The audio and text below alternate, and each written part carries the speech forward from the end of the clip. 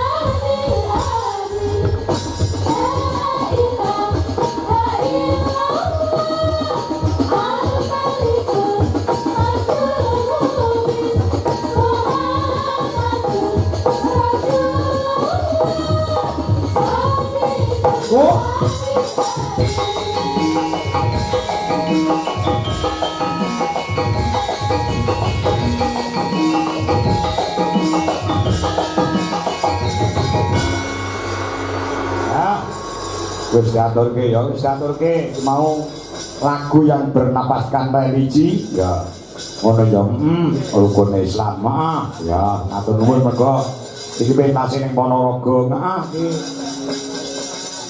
utamane ana ning warga Meguan ngono ya sembah nuwun untuk para tamu undangan sing pareng rawuh ya nduk iki utamane saka Kepala Dinas PMD Kabupaten Ponorogo Pendhane Bapak Haji Tony Sumarsono SS MSI malam ini juga kepareng rawuh ngono ya datang kantun Wakil Ketua DPRD Ponorogo Pendhane Pak Pamuji ya kepareng rawuh ya Forkopimka ya Kecamatan Sambit ya kepareng rawuh uga mau Pak Lurah ya kepareng paring dawuh ya Pak Camat ya Pak Camat Pak dan Ramil Pak Kapolsek ya kepareng rawuh ya uga kepala desa sewilayah Kecamatan Sambit ya bengi pareng rawuh ngaturaken sugeng rawuh ya ngaturaken sugeng lenggah sugeng amil sani ya ngono ya nek ora menutup mata nek Ponorogo kuwi sing sering pintas ana kene adinku Nduk Mas Cahyo Kuntadi ngono ya awake dhewe kulinane ning daerah Nganjuk sing kerep lah ya ing alhamdulillah tahun ini awake dhewe sawetara sawise Dewi ini ana ing prajekan delalah ana ing ngadesanan ya pengin awake dhewe iso kelakon insyaallah muga-muga mengko iso nulari lurah-lurah liyane ana ing Ponorogo. Oh ya kesoke dawuh ya Saiki ana bintang tamune, ana Mas Gareng saka Wonosobo. Oh, Wonosobo. Ya.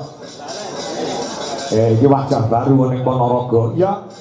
Ponorogo iki dijajah karo Gareng Tralala. Ya. Terus Gareng Jajah. Ya. Gareng Sumar Bagyo Semarang. Lah iki Gareng sing lagi pisanan mlebu ana ing wewengkon Ponorogo. Awas, golek nganti ora lucu tak bong. Ojo ora. Iki lagi manten anyar lho. Apa ya? Ya. Arek iki lagi manten anyar kudu yo rada semangate luar biasa.